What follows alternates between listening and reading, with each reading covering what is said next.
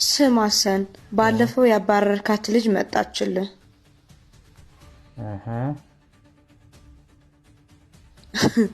ምን ነው እስካሁን ፍቅርህን አልወጣላትም እንዴ? ዋው እሷን አልፈልግም ማለት ስህተት ነበር። ደግነቱ እሷን አልፈልግም ማለት ስህተት እንደሆነ ከገባኝ በኋላ መምጣቷ ነው። መጣውሽ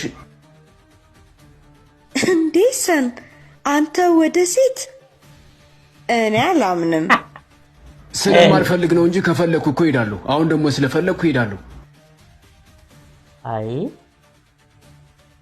ሃኒ ያልፈለገ ጊዜ ሄዶ የፈለገ ጊዜ ሰን እንዴት መጣክ? ባለፈው ያልሽ ነገር አሁን ገብቶኛል። ያለፈውን ነገር መርሳትና መተው ነው እንጂ ይቅርታ ያስፈልገው። ምክንያቱም አሁን እንድንጋባ ፈልጋለሁ። ማን አንተ?